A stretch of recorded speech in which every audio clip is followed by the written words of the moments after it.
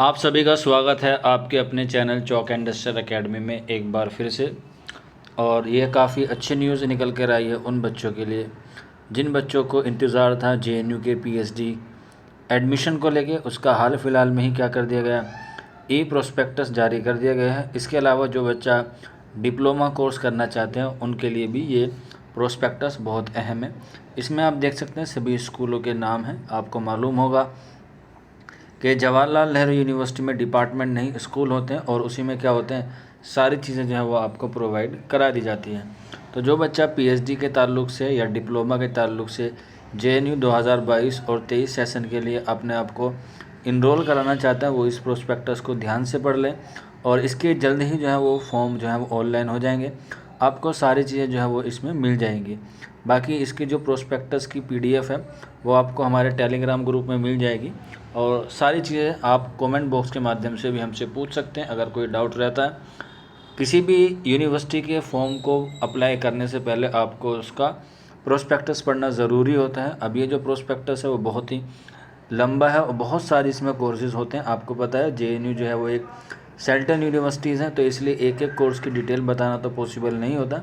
लेकिन फिर भी अगर आप हमसे पूछना चाहते हैं तो पूछ सकते हैं। इसमें कोड वगैरह, सब्जेक्ट कोड और एलिजिबिलिटी तमाम चीज़ें जो हैं वो इसमें इन्वॉल्व होती हैं। और कौन कौन से सब्जेक्ट की कितनी सीटें हैं वो सारी चीज़ें जो है इसमें अवेलेबल हैं। किसको कितना रिजर्वेशन मिलेगा, पीएचडी की फ़ीस कितनी है। कहने का हमारा मतलब ये है कि ए से लेकर जेड तक सारी चीज़ें जो हैं वो इस प्रोस्पेक्टस में अवेलेबल रहती हैं।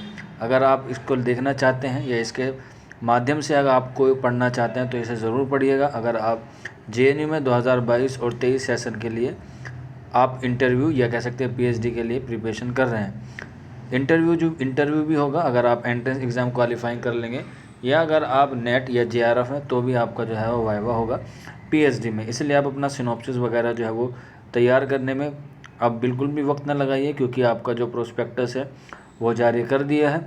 1-2 दिन में या हो सकता है अगले हफ्ते जो है वो आपको इसके फॉर्म देखने को मिल जाए। बाकी कोई डाउट रहता है या कोई क्वेरी है तो आप लोग हमें कमेंट बॉक्स में पूछ सकते हैं, या फिर आप हमारे व्हाट्सअप नंबर 9045220432 पर भी हमसे रब्ता करके इन्फॉर्मेशन ले सकते हैं। आपको मैं दिखा देता हूँ कि इसमें जो नीचे स्क्रॉल करते हुए आएंगे तो इसमें सीटों का विवरण है, यानी कि कौन से सब्जेक्ट में कितनी सीटें हैं, ये सारी चीज़ें इसमें अवेलेबल होगी। बाकी इसमें कुछ परफॉर्मा भी हैं, ओबीसी को लेके, एससी एसटी को लेके, पीडब्ल्यूडी को लेके या ईडब्ल्यूएस को लेके सारे परफॉर्मा इसमें अवेलेबल हैं। आप अपने जितने भी डॉक्यूमेंट है वो इसी परफॉर्मा बनाइएगा, ताकि आपको एडमिशन के वक्त जो है वो किसी भी तरह की कोई समस्या का सामना ना करना पड़े। तो आप इसको स्क्रॉल करते हुए आएंगे तो आपको सारी चीज़ें जो हैं वो अवेलेबल हो जाएंगी। मैं आपको दिखा देता हूँ कि इसमें कितने सीटें कैसे हैं और कौन कौन से सब्जेक्ट में इस बार कितनी सीटें आई हैं। तो आप लोग बने रहिए इस वीडियो में, मैं आपको अभी दिखाता हूँ, जस्ट अ मिनट। तो काफ़ी लंबा है प्रोस्पेक्टस, आप देख सकते हैं यहाँ पे जो है वो सारी चीज़ें आ गई है।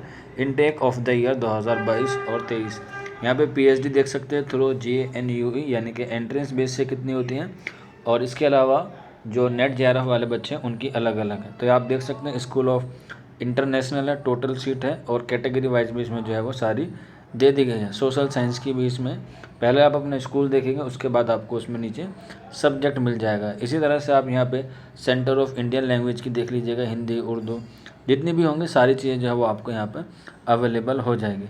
तो आज की वीडियो में हमारा मेन मकसद यही था कि आपको प्रोस्पेक्टस के माध्यम से बता दिया जाए। बाकी अगर आपको कोई डाउट रहता है तो उसके लिए हम लोग जल्द ही जो है वो एक नया वीडियो लेके हाजिर होंगे।